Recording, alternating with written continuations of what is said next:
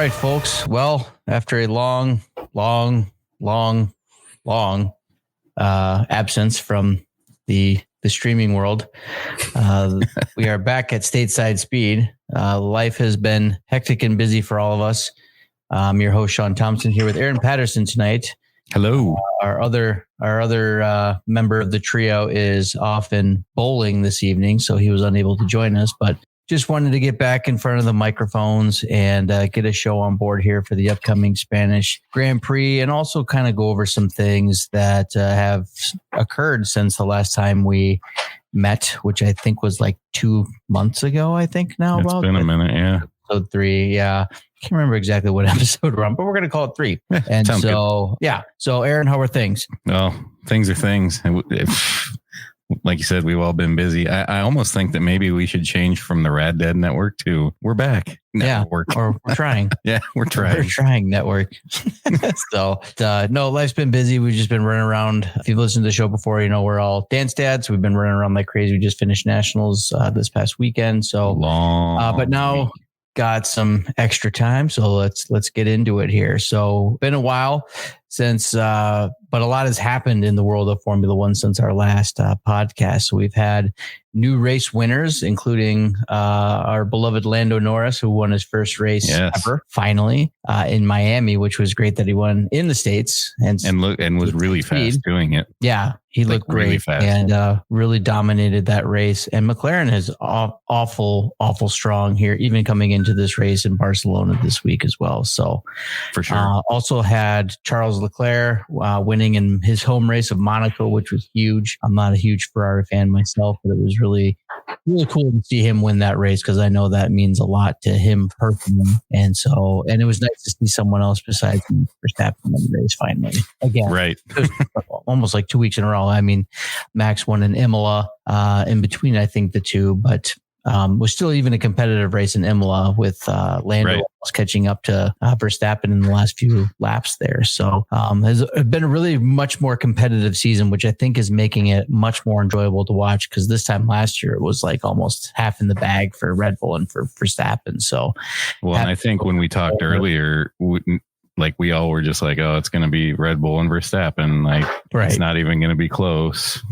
It's not even going to really be fun watching, but they've actually really made it interesting to watch. Yeah. And they've been fairly exciting races here the past probably month or so. I mean, probably the past 3-4 races have been pretty entertaining to watch. And so the last race that they just had was kind of a heartbreaker in Canada. Verstappen ended up winning again with McLaren finishing second again.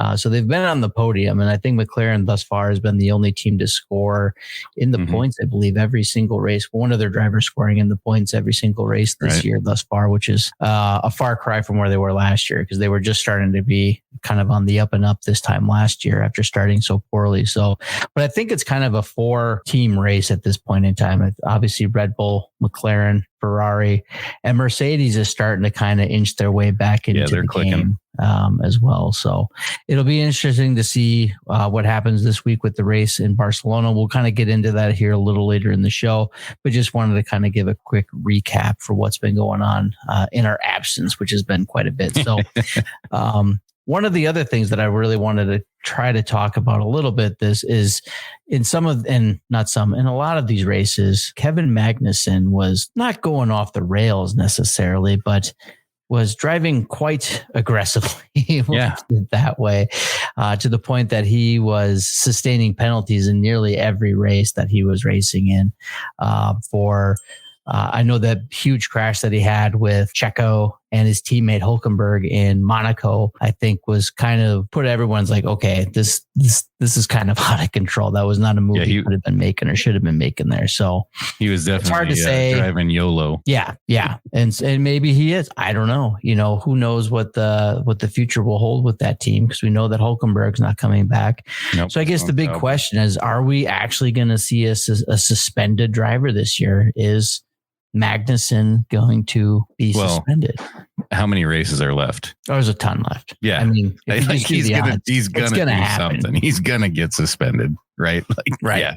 And then I think that really opens up the door, and it might already be open. I think the writings on the wall that Ollie Behrman's going to come over from Ferrari. Yeah. on loan to Haas next year, especially with Hülkenberg leaving. And he is driving the Haas and FP1 this upcoming I saw weekend, that starting tomorrow on Friday. And so, I think this is foreshadowing. I think it's kind of a done deal. They haven't officially announced anything yet. There's no official announcement with Magnussen either. But figured we'd talk about the American team, this being stateside speed. We should talk about the one American team that's present. So right. And you would think that, with Hülkenberg leaving, they would have already done something with Magnussen to lock him up, and they haven't. So that's, I think that's kind of, I guess the big question is, does Magnussen stay? I think they're waiting to see what happens. I don't think he will. No. Yeah, I don't think he will. They're gonna wait to see what happens with Sainz and how those marbles fall, cards, whatever, and then they're gonna maybe try to pick up the pieces from how that whole thing will however it's gonna shake out. Right. No, I get you. So it'll be interesting to see what happens. Really speaking of seats, and I think this is going to take up a good maybe chunk of the show here, is there are a ton of open spots up and coming. And the rumor mill, I think, has really been swirling since the beginning of the year. In the interim, we've had Checo re-sign for the next 2 years with Red Bull. Piastri and Lando are pretty much locked up for the next couple of years. Fernando Alonso re-signed with Aston Martin again, which when is he going to stop driving? The man he's ageless. I don't know when he's going to stop. And so he's back in with Aston. We know, next year's Ferrari squad is going to be Leclerc and Hamilton. Esteban Ocon is not coming back to Alpine. So there's another open spot. So who takes that spot? And then there's just all things abound. So I think the rumor mill has been swirling, and things that I've been seeing online today anyway, is that there may be news on the Aston Martin front about Stroll coming this week, whether he stays or whether he goes. I don't see the old man letting his own kid go. Right. But I could be wrong. You got to be competitive. Right. And he's been on the struggle bus. There's a ton of good drivers, including Sainz. There's also rumors that Adrian Newey is going to move over from Red Bull over to Aston. But Adrian Newey's also been rumored to be joining every other team, I think, in Formula One thus far. So not really sure what that means necessarily, but it'd be interesting to see who possibly takes, if Stroll is out, who takes his spot. Is it Sainz? Where is Sainz going to wind up? I guess, where do you think Sainz winds up after all is said and done? Because he's been rumored for Williams, has been the big one. And then the other one would be the Kick Sauber, which will become Audi. Yeah. I think Hülkenberg next year. I think Audi would throw the money at him, but do they want to build around? So that's the thing that I was kind of looking at was, are they going to build around two guys that are already kind of pretty well established, or did they bring Hülkenberg in the thought that they're going to go after some younger, and then this was what I was going to kind of throw out was, Ollie Behrman's not locked in. Are they going to throw money at him and then team him up with Hülkenberg, somebody that's been doing it for a while, to try to kind of go the way that McLaren went and Red Bull went, where they got a young driver and they built around him. Right. Yeah. And it'll be interesting to see what exactly happens. It's hard to say. I think Sainz, he goes to Audi personally. I think he takes the year. Yeah. It'll be a rough year. Right. But I think in the long term, and Audi's not going to start, ripping championships off in year 1 or 2. It's going to take some time. So that's the other thing I think you have to take into account is how long is he willing to wait to be on a winner? Because it's going to be a few years before Audi's probably competitive. But we'll see how. Money talks too. Go, so it does. And Williams seems like they've been really aggressive in trying to get him. Now, I don't know what they have a lot of private equity in that team now, so they may have a little bit more money to spend on these types of things, but it's hard to say. And the other thing too is remember that there's an open Mercedes seat as well next year, and he's never really been rumored to be in contention for that seat. They do have a young driver, Kimi Antonelli, which the FIA just changed its rules, which opens the door for Antonelli to join the team next year, which I presume that's the route that Mercedes is going to go. I would guess that too, especially with the comments that Wolf has made. Right. It's just not it would make sense to build around a young driver because they missed out on Verstappen, and I don't see Toto Wolff missing out on an opportunity like that again. I'm not saying no one is ever going to be Max Verstappen ever. Right. It's just not going to happen. But if you can have someone near that capability and talent and potential, then I think it's worthwhile to go after that. So I think that's kind of where there's smoke, there's fire. And I think that's kind of what the second seat for Mercedes will wind up being, which kind of still leaves Mick Schumacher, their reserve driver, kind of out in the cold again, which is kind of a bummer. But the next plenty of open seats though. Yeah, absolutely. And so the next question I have, after Sergio Perez signed his extension, it's been kind of not great for him in the past few races since signing that deal. So was that a mistake? Was this did they jump the gun a little too early? Well, and you look at how, Verstappen's going to mask a lot of mistakes, quote unquote, right? Like he can do whatever if you've got a guy that's finishing first every 2 to 3 races, every other race, whatever it is. So they may look at it a little less constructively as maybe if he was on a team where they weren't competing. So I think they probably have a little bit of remorse, but when you got a guy like Verstappen, it's meh. Yeah, absolutely. I think the big thing with Perez is he's kind of the ultimate teammate. He knows his role. Yeah. He's kind of like the Valtteri Bottas to Lewis Hamilton when he was driving at Mercedes. He wants to be number one. He wants to be up there, but he kind of knows, okay, this is my role. This is my spot. Yeah. Which is kind of a bummer because he's a great driver. So, well, and then and it's funny that you brought up Bottas there because like I was listening to other things and reading things earlier and they kind of compared them as being alike. But then, Valtteri's got to be looking at Sergio, like, how the hell does this guy keep getting multi-year deals and I just keep getting 1-year deals? Like, why can't I catch on somewhere? Yeah. And does, who from the kicks do they keep Valtteri next year? Granted, if they don't get, one of these other drivers, which of those two between Zhao and Valtteri sticks around? I would say Valtteri. Oh yeah. And the better of the two.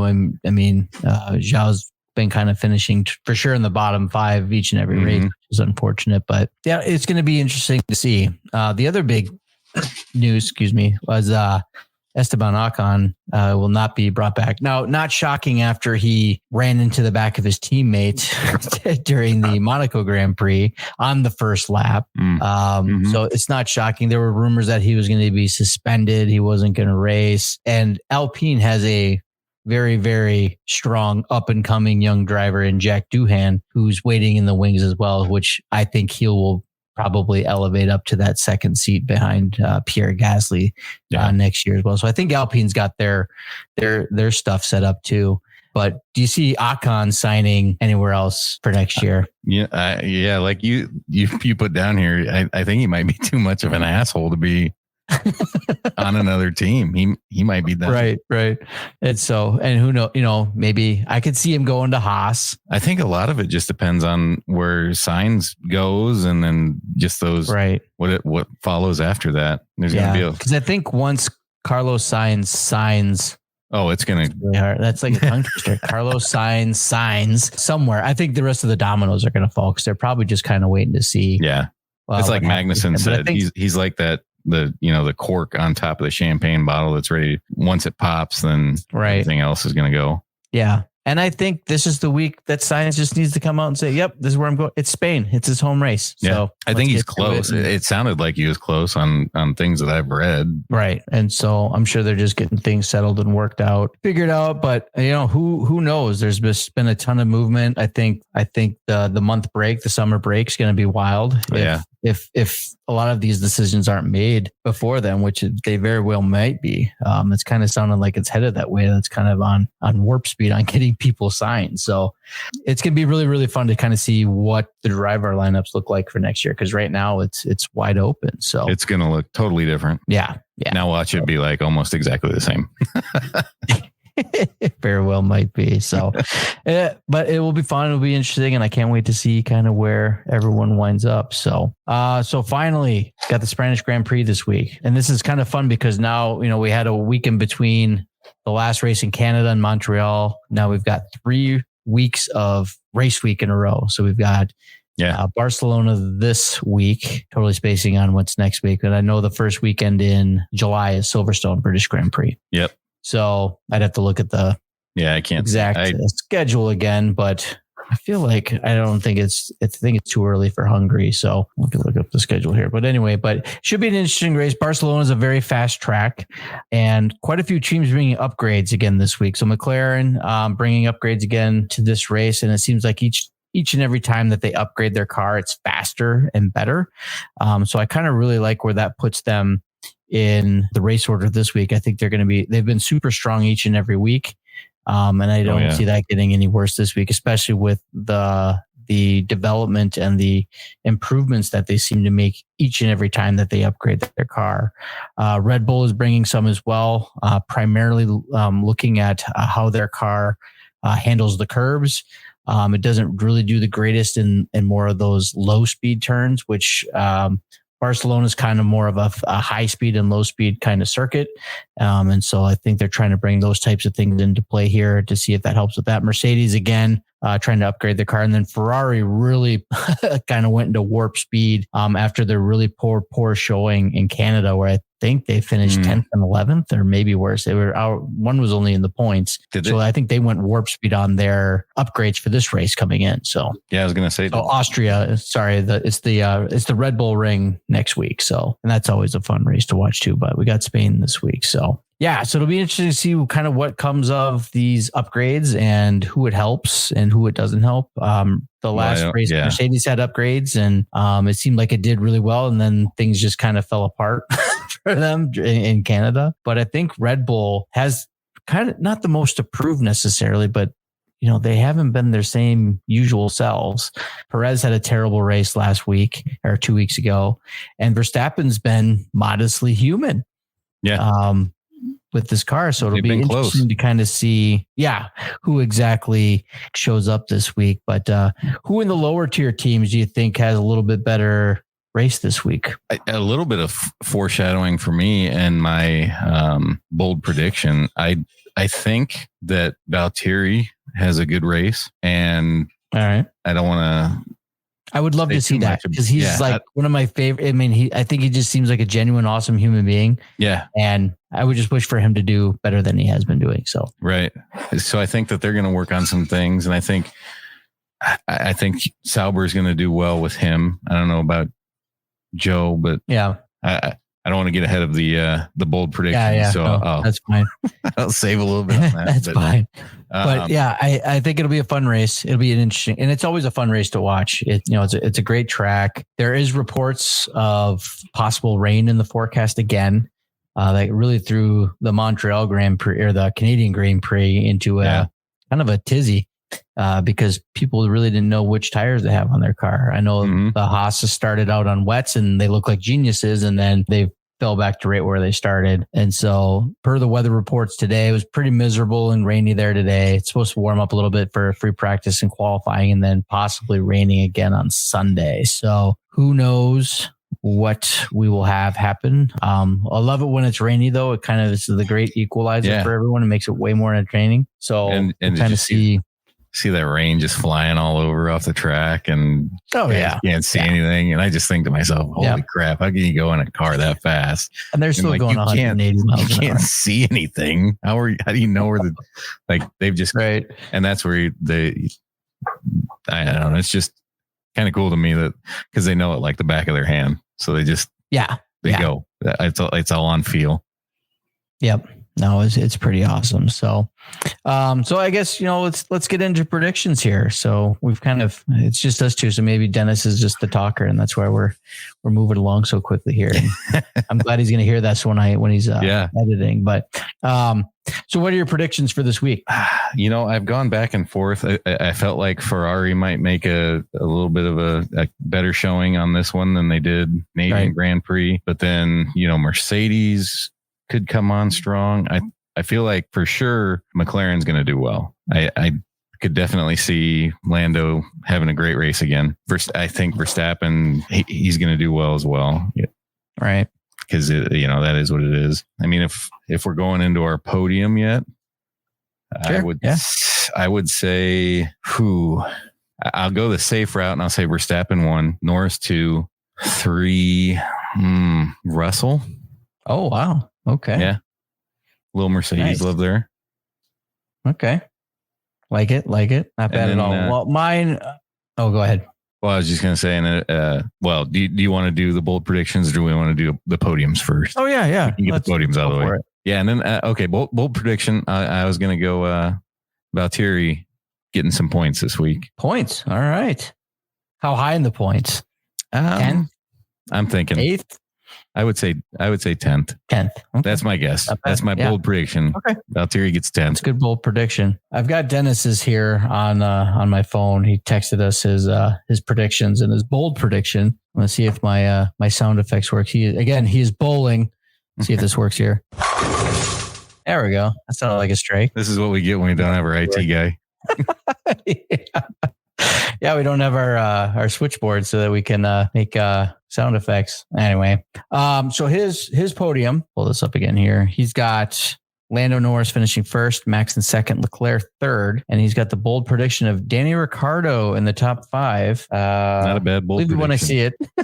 Yeah. I think it could be. Ricciardo started off well, and then he dwindled to the back at the last race. And so he's got to do well, though. Otherwise, that is very bold. He does, because I think he's at highest risk for being.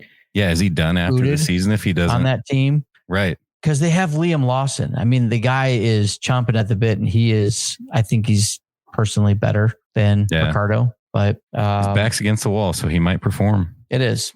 Who knows? We'll see. So good predictions there. My prediction, I think Piastri wins the race. I think Max is second, and I think Lando Norris finishes third. So we're going to have a double podium for the McLaren boys, first of the year, and Oscar's first win of the year. And my bold prediction, kind of following along your lines of which team or which driver from a subpar team is going to finish in the points. Going to go back to Magnussen. I think Magnussen finishes in the points. I'm going to have him finish in the top 10. I'm going to say 8th place for Kevin Magnussen. He's not going to crash into anybody. No. I think he's going to just get after it and kind of go from there. I didn't see who I had again on the for the F1 contest. I'm getting my ass kicked, by the way. I'm just getting destroyed. Are you? For the folks that on the listeners, we do have this little, like, not a fantasy team necessarily. We get randomized drivers each week, and then we score points based on our teams. I've got Ocon, Stroll, Leclerc, and Gasly. So I've got Alpine, Stroll, who may or may not have a job, and Leclerc. So I've got Bottas, Piastri, Albon, and Sargent. Yeah, so there you go. Sargent's probably going to crash. Yeah.